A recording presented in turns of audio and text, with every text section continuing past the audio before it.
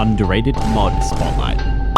Hey guys, welcome back to my channel. Today, we are taking a look at a brand new Pokemon fan game project called PokeWilds. PokeWilds is aiming to be the open world Pokemon game that fans have been begging for countless years.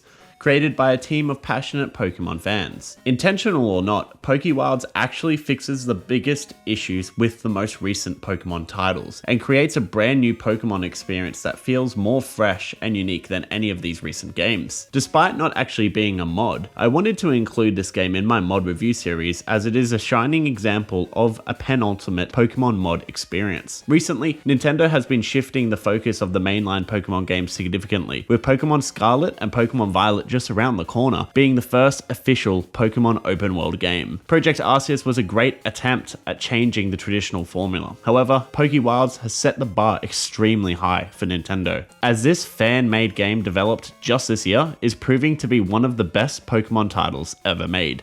Let's talk about why it's so good. To really appreciate how great this love letter of a game really is, let's overview the basics of the game. PokeWilds is set in the second generation engine, using sprites and assets directly from the Gold, Silver, and Crystal games, while backporting a significant amount of new Pokemon from later entries. What makes PokeWilds stand out so much on its own is its introduction of new gameplay mechanics and features. The mechanics introduced in this title are in my opinion so well thought out that they easily outshine all of the new features in the recent Pokemon titles, and solve a lot of their issues while doing so. The biggest feature of PokeWilds is of course the open world aspect of the game. The game sets you in a randomly generated map that you are able to freely explore however you like. A procedurally generated map like this adds so much depth and replayability to a game, let alone a Pokemon game. The fact that you are always able to find new Pokemon in new areas due to the habitats being randomized really makes you want to explore more of the map. Combined with the ability to customize your character to your liking to any style of generation and finding all of these generations of Pokemon, it really plays like a Pokemon game with no limits. PokeWilds is a masterclass of adding simple enhancements to features that already exist to make them feel brand new. The first feature that I would like to praise is the addition of forest biomes in the overworld, which seamlessly blend in with its surroundings. When you enter the forest, the atmosphere instantly changes, the music shifts, and the tree above you casts shadows. It actually reminds me a lot of when I first explored Viridian Forest in Fire Red and Leaf Green, and the biome card would pop up when you enter. PokeWilds takes us to the next level by having this seamlessly integrate without being interrupted. It feels so natural. Another great feature of this game is the innovation in the day and night cycle. This was originally a staple of the Gen 2 games, allowing you to catch new Pokemon at nighttime.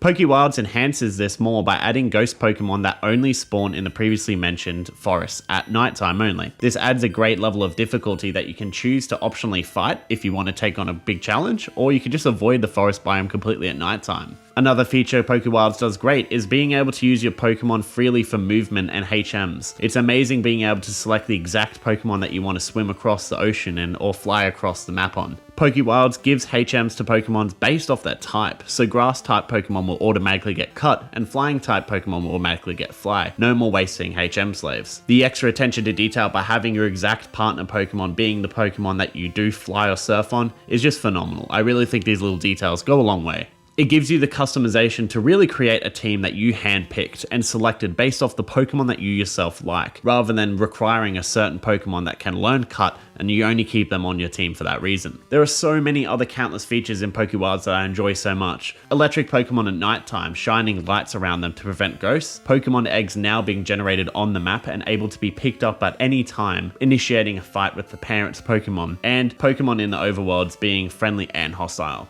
The open world aspect of the game is just incredibly fun to explore. It really feels like a grand new Pokemon concept. In recent years, Nintendo has stirred a lot of controversy stating that they don't have enough time or resources within the release schedule to make unique animations for every Pokemon added, cutting the national dex and overall Pokemon count in the games. This controversy was further fueled by later titles after Sword and Shield reusing the exact same animations and textures previously made, with no attempt to change them at all. PokeWilds, in my opinion, however, however, has come up with a solution to a lot of these issues. So let's talk about why PokeWilds has approached this better than Nintendo has. The Pokemon Company has always developed static linear maps to explore within their titles. What is meant by this is that when you finish the game and go through an earlier route, the map layout will always be the same, and the same Pokemon will appear in these areas. PokeWilds kills this stale map design by always having new areas to explore. Even on new playthroughs, you are going to see new areas and differently laid out maps, which adds so much variation and uniqueness to each run. The randomly generated maps in PokeWilds feel so much more quote-unquote wild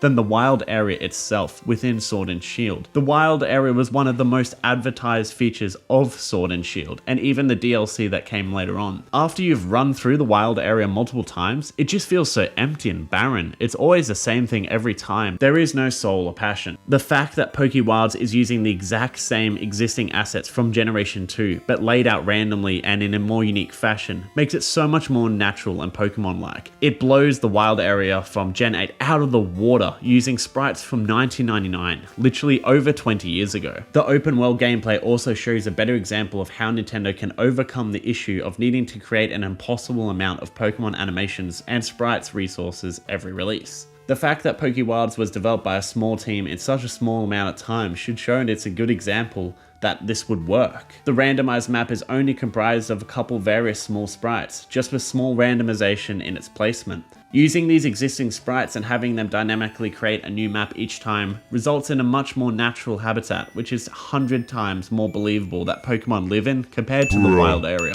Spending more time creating a way to dynamically populate the world instead of creating static routes every single time will cut back on the requirements of resources significantly. Remember this controversial tree sprite from Pokemon Sword and Shield that took over the internet by storm? Yes, I'm going to bring this up again, Nintendo. We haven't forgotten. PokeWilds shows that you can have extremely simple assets, such as earlier generation sprites, and have them incorporated in a unique way, which builds a much more believable world. Instead of putting no effort into sprites for trees which are literally copy and pasted all throughout the map. Add some randomization and variation to each of these sprites. Make the height change a little bit per spawn. Change the bark texture slightly. There are so many simple changes that could be added. Now that all these random properties can be applied to the one tree model, this tree can be a lot more dynamic and fresh. This is one of the biggest issues I have with the recent Pokemon titles. All the games are being advertised as having breathtaking views and immersive lush environments, with the end result looking more barren than Breath of the Wild from 2017, and even Pokemon Snap. The wild area in the Galar region is a sprawling expanse. There isn't a need to continually try to create breathtaking views and gorgeous landscapes with mind-blowing visuals. That is not Pokemon's strength, and it will never be. Nintendo consoles don't prioritize graphics. What they should prioritize, however, is an open world system like PokeWilds. This game is able to make a lot more convincing wild and lush maps using old sprites than Pokemon has in the last 3 major titles. The next major improvement that PokeWilds introduces is the retro pixel art. At first you might be thinking the concept of having newer Pokemon game use old assets may sound like a downgrade, until that you see that the creators of PokeWilds have created simple battle animations, walking outside of the battle animations, and various other animations for every single Pokemon added in this game. They have literally done what the Pokemon Company claims that they cannot do, and they struggle with every single release, with a significantly smaller development team. Pixel art games have also gained so much popularity recently, which they so wholeheartedly deserve. It is a form of art that is loved by so many gamers. Take for example Coromon. Coromon stands out on its own as a unique Pokemon inspired game with outstanding visual design. In my opinion, the simple graphic art palette used by Coromon and PokeWilds is so much more memorable than the Switch games which look barren and unfinished.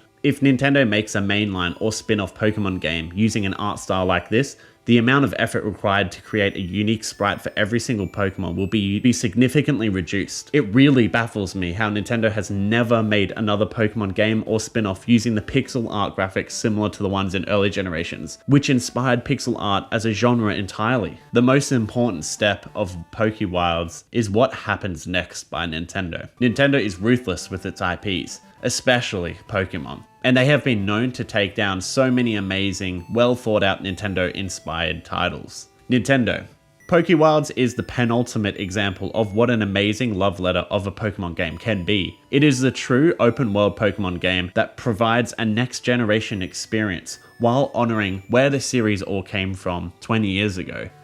When this game hits your radar, Nintendo, if you take anything away at all from it, before banning it, please let it be this. As a company, you need to take inspiration from this title instead of banning it and forgetting it. PokeWilds is doing so well because it is exactly what everyone wants to play and has been asking for years. It is the true limitless Pokemon game, appealing to old fans with retro aesthetics which we grew up with loving, and new modern gameplay with an open world map and random generation. Introducing a simple open world feature like this adds so much more value than a new Gigantamax mechanic, similar barren landscapes, and repetitive endgames that we see in every single title every year. The Legends of Arceus is a great step in the right direction. However, PokeWilds follows this passion and leads the Pokemon series into a new era of innovation that every fan wants to see.